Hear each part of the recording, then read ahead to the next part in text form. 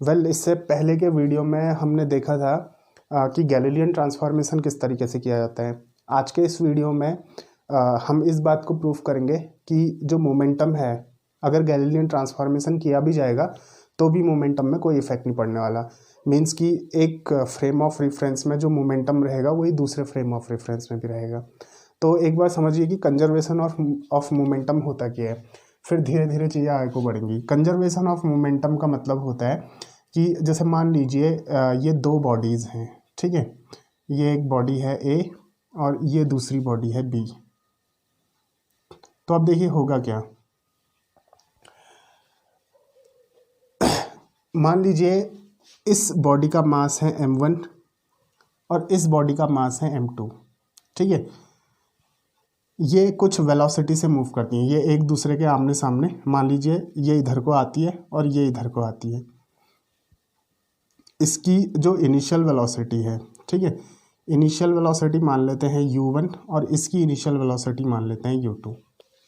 अब ये दो बॉडीज़ एक दूसरे के आमने सामने आती हैं।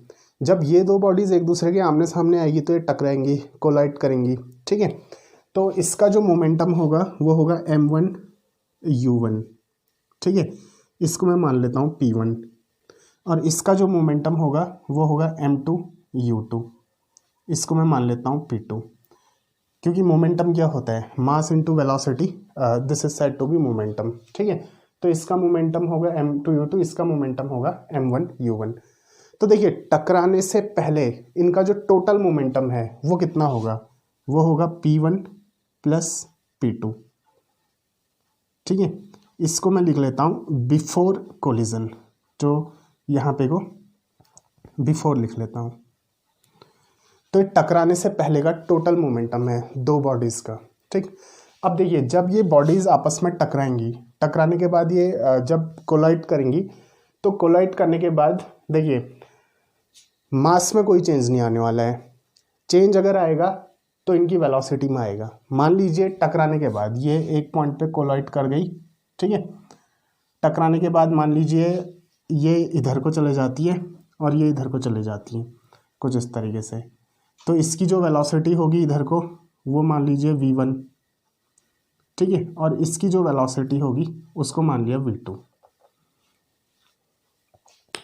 तो टकराने से पहले इनका टोटल मोमेंटम था p1 प्लस p2 और टकराने के बाद इनका जो टोटल मोमेंटम हो जाएगा वो कितना हो जाएगा, m1 v1 और इसका हो जाएगा m2 v2। तो यानी कि जो टोटल मोमेंटम होगा, अगर मैं इसको p1 मान लूँ और इसको p2 मान लूँ, तो टोटल मोमेंटम हो जाएगा p1 प्लस p2। तो ये होता है कंजर्वेशन ऑफ मोमेंटम, कि टकराने से पहले जो मोमेंटम है और टकराने के जो बाद मोमेंटम बनेगा वो सेम रहेगा, ठीक है। ये आ जाएगा आफ्टर कोलिजन। तो यही चीज़ हमें प्रूफ करनी है। तो नॉर्मली ये जो सिंपल कंजर्वेशन ऑफ मोमेंटम है, हम क्या करेंगे कि गैलीलियन ट्रांसफॉर्मेशन करेंगे। ट्रांसफॉर्मेशन होगा एक फ्रेम से दूसरे फ्रेम ऑफ रेफरेंस में। और हमने प्रूफ क्या करना है कि देखो एक फ्रेम ऑफ रेफरेंस में कंजर्वेशन ऑफ मोमेंटम होगा p1 plus p2 before collision, p1 plus p2 after collision, ठीक है। AFT और आफ्टर, ये होगा एक फ्रेम ऑफ रेफरेंस में। अब हम करेंगे इसका गैलीलियन ट्रांसफॉर्मेशन और हमने ये प्रूफ करना होगा कि दूसरे फ्रेम ऑफ रेफरेंस में जो मोमेंटम है वो टकराने से पहले इतना और टकराने के बाद इतना होगा और वो दोनों आपस में इक्वल होगा। अगर ये बात हम प्रूफ कर लेते हैं तो ये जो कंजर्वेशन ऑफ मोमेंटम है, ठीक है, तो ये बात प्रूफ हो जाएगी कि मोमेंटम में अगर गैलीलियन ट्रांसफॉर्मेशन कर भी दिया जाए तो उसमें कोई फ़र्क नहीं पड़ने वाला। तो चलिए अपना काम स्टार्ट करते हैं। तो देखिए इसमें मैंने दो फ्रेम लेने पड़ेंगे। जब मैं इसमें दो फ्रेम ले लूँगा तो मैंने एक फ्रेम से जो इक्वेशंस हैं उनको ट्रांसफॉर्म करना पड़ेगा दूसरे फ्रेम में। और अगर गैलीलियन ट्रांसफॉर्मेशन की जो इक्वेशंस हैं उनमें कोई कन्फ्यूज़न है तो एक बार आप लोग पुराना वीडियो ज़रूर देख लेना, उसमें जो इक्वेशंस हैं वो क्लियर हो जाएंगी। तो चलिए इसको कुछ इस तरीके से स्टार्ट करते हैं कि मान लीजिए एक फ्रेम मेरे पास है, ठीक है, फ्रेम S1, ठीक है, S1 फ्रेम में ले लेता हूँ। तो फ्रेम ड्रॉ करने की कोई ज़रूरत नहीं है, बस हम सीधे इक्वेशंस में आएंगे, क्योंकि पिछले वीडियो में हम लोग इक्वेशंस को प्रूव कर चुके हैं कि जब गैलिलियन ट्रांसफॉर्मेशन होता है तो इक्वेशंस किस तरीके से बनती हैं, ठीक। तो वो इक्वेशंस आप लोगों ने दिमाग में रखनी है। तो देखिए, बिफोर कोलिजन अगर मैं मानता हूँ कि मास m1 है और वेलोसिटी u1, तो मोमेंटम हो जाएगा m1 u1, ये अभी मैं बता चुका हूँ। तो कोलिजन से पहले, टकराने से पहले जो टोटल काइनेटिक एनर्जी होगी वो कितनी बनेगी? वो बनेगी हाफ m1 u1 स्क्वायर, ये एक बॉडी की एनर्जी, प्लस दूसरी बॉडी की energy half m2 u2 square, ठीक है। अब देखिए, दो बॉडीज अगर टकराती हैं, टकराने के बाद वेलोसिटी में चेंज आएगा, लेकिन जो टोटल काइनेटिक एनर्जी है वो सेम रहने वाली है। तो यहाँ पे को टकराने के बाद जो काइनेटिक एनर्जी बनेगी, टोटल काइनेटिक एनर्जी, वो बनेगी half m1 v1 square plus half m2 v2 square, ठीक है। ये टकराने के बाद टोटल काइनेटिक एनर्जी बनी, प्लस यहाँ पे को अगर कोई चेंज आएगा, ठीक है, तो चेंज आएगा बॉडीज़ की इंटरनल एनर्जी पे। तो जैसे मान लीजिए डेल्टा W जो चेंज है वो चेंज है बॉडीज़ की इंटरनल एनर्जी पे। और इंटरनल एनर्जी क्या होती है, इसके लिए अलग से एक वीडियो में बनाऊंगा, ठीक है। इंटरनल एनर्जी दरअसल क्या होता है, किसी भी बॉडी के अंदर जो एटम्स और मॉलिक्यूल्स हैं उनकी टोटल एनर्जी अगर हम लोग लेंगे तो वो इंटरनल एनर्जी होती है। और टोटल एनर्जी को कभी हम लोग कैलकुलेट नहीं कर सकते हैं, क्योंकि टोटल एनर्जी वो चेंज होते रहती है, ठीक है। तो ये आ जाएगा half m1 u1 square plus half m2 u2 square equals to इतना। तो ये बन जाएगी हम लोग की इक्वेशन नंबर 1। काम को अगर थोड़ा सा आगे बढ़ाएंगे तो यहाँ पे को देखिए, अच्छा एक चीज़ और, अगर कोलिजन होगा इलास्टिक कोलिजन, देखिए 11th में आप लोगों ने पढ़ा होगा कि कोलिजन के टाइप्स कितने होते हैं, जैसे elastic collision, non elastic collision. तो इलास्टिक कोलिजन के केस में डेल्टा W इक्वस टू 0 होता है, बस इतना आप लोग दिमाग में रखिएगा, ठीक। इसको थोड़ा सा आगे को बढ़ाते हैं। अब देखिए, अब ये आ गया एक फ्रेम ऑफ रेफरेंस यानी कि S1 वाले फ्रेम पे। अब मैं बात करूंगा S2 वाले फ्रेम पे, ठीक है। तो अब यहाँ पे को किया जाएगा गैलीलियन ट्रांसफॉर्मेशन, और गैलीलियन ट्रांसफॉर्मेशन में जो इक्वेशंस बनती हैं वो क्या बनती हैं, वो आपके दिमाग में होना चाहिए। तो देखो, वेलोसिटी की जो इक्वेशन बनेगी दूसरे फ्रेम ऑफ रेफरेंस में, ठीक है, बिफोर कोलिजन, वेलोसिटी अगर u1 डैश है बिफोर कोलिजन, ठीक है, वेलोसिटी कितनी है u1 डैश। तो यहाँ पे को u1 डैश इक्वस टू कितना आ जाएगा, ये आ जाएगा u1 माइनस v, क्योंकि जो इक्वेशन बनी थी हम लोगों की गैलीलियन ट्रांसफॉर्मेशन पे वो बनती थी r dash equals to r minus v into टी। ये पोजिशन वेक्टर की इक्वेशन बनती थी, ये पोजिशन है, ठीक है। अगर मैं इसको डिफ्रेंशिएट करूंगा टाइम के रेस्पेक्ट में तो वेलोसिटी निकल जाएगी, तो इसको डिफ्रेंशिएट करूंगा तो ये आ जाएगा D R dash upon D T, ठीक है, टाइम के रेस्पेक्ट में ये आ जाएगा D R upon D T minus ये आ जाएगा v कांस्टेंट हो गया D T upon D T, ठीक है, D D T of T. तो D D T of R dash ये हो जाएगा change in position upon change in time. तो ये कितना आ जाएगा, ये आ जाएगी वेलोसिटी। तो ये आ जाएगा u डैश इक्वस टू ये आ जाएगा u माइनस टाइम का डिफ्रेंशिएशन टाइम के रेस्पेक्ट में कांस्टेंट हो गया तो 1 हो गया, ये आ जाएगा u माइनस वी। तो इसी फॉर्मूले के अकॉर्डिंग हम लोग ने इक्वेशन लिखी। तो यानी कि एक फ्रेम ऑफ रेफरेंस में बिफोर कोलिजन ये बनेगा, ठीक है, u1 u2 लिया है, तो दूसरे फ्रेम ऑफ रेफरेंस में u1 dash equals to u1 minus v हो जाएगा।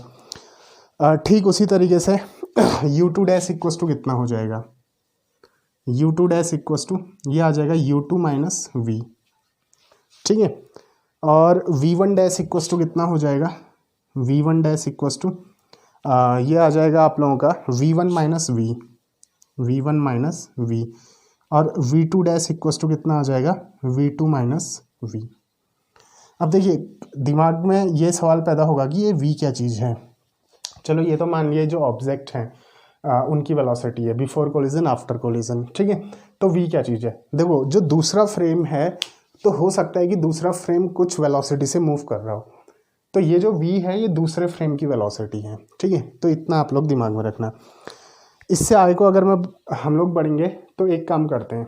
अब देखिए, अब दूसरे फ्रेम में क्या होगा, दूसरे फ्रेम में जो इक्वेशंस बनेंगी वो कुछ इस तरीके से बनेगी। दूसरे फ्रेम के लिए अगर मैं conservation of kinetic energy apply करूँगा तो कितना बन जाएगा, ठीक है। एक फ्रेम में ये इक्वेशन बनी थी, तो दूसरे फ्रेम में जो इक्वेशन बनेगी वो बन जाएगी half m1 u1 dash square plus half m2 u2 dash square equals to half m1 v1 dash square plus half m2 v2 dash square, ठीक है। ये इक्वेशन बनेगी और साथ साथ ही यहाँ पे को डेल्टा W क्या होगा, चेंज इन इंटरनल एनर्जी,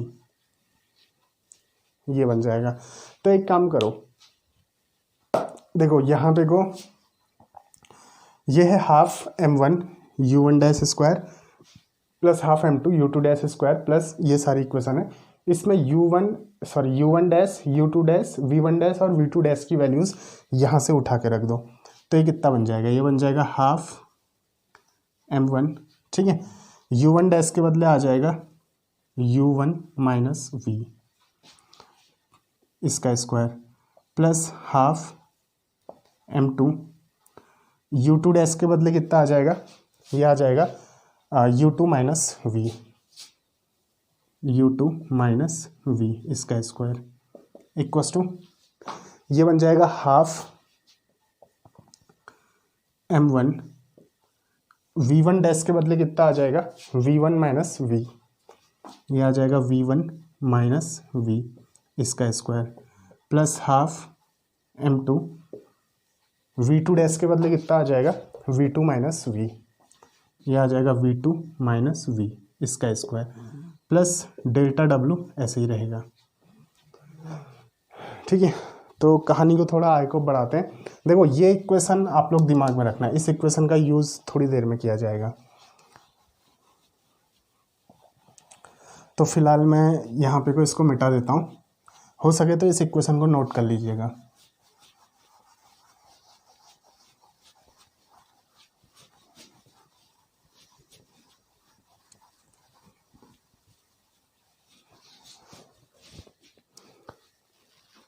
ठीक है, इस इक्वेशन को थोड़ा सा सॉल्व करेंगे।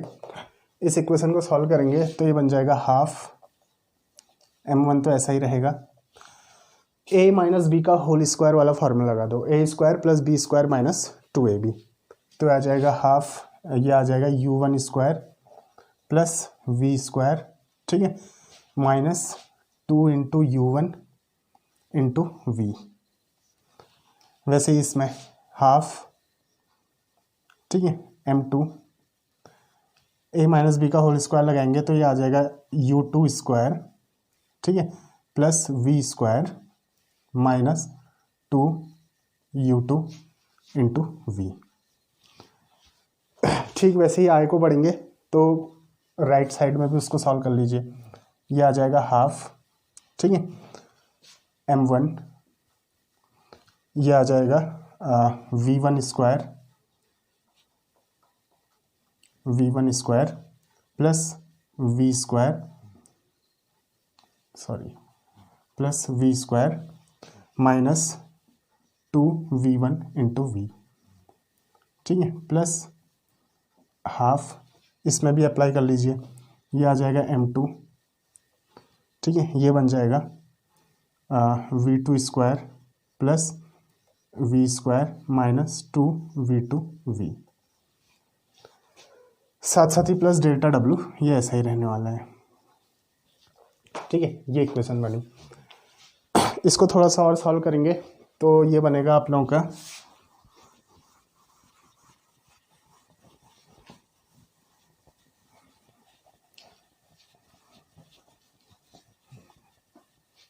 देखिए थोड़ा सा इसको और आगे को सॉल्व कर दिए, ये बन जाएगा half m1 u1 square plus half m1 v square minus, देखिए 2 से ये 2 कैंसिल हो जाएगा, m1 u1 v, m1 u1 v plus वैसे ही इसको सॉल्व करेंगे, ये बनेगा हाफ, ठीक है, m2 u2 square, m2 u2 square plus half m2 v square minus, जब ये इससे मल्टीप्लाई होगा 2 से ये वाला 2 कट जाएगा, तो ये बनेगा m2 u2 v equals to, ये बनेगा half m1 v1 square plus half m1 v square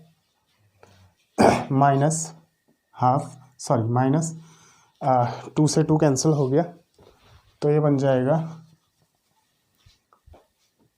m1 v1 v plus, इसको आई को सॉल्व करो, ये बन जाएगा half m2 v2 square plus half m2 v square minus, ये बन जाएगा m2 v2 v प्लस यहाँ पे को डेल्टा w ऐसा ही रहेगा। तो अब देखिए जो चीज़ें कैंसिल हो रही हैं उनको कैंसिल कर दीजिए। देखिए half m1 v square, half m1 v square, ये कैंसिल हो गया, ठीक है। हाफ m2 v स्क्वायर और हाफ m2 v स्क्वायर, ये वाला टर्म कैंसिल हो गया।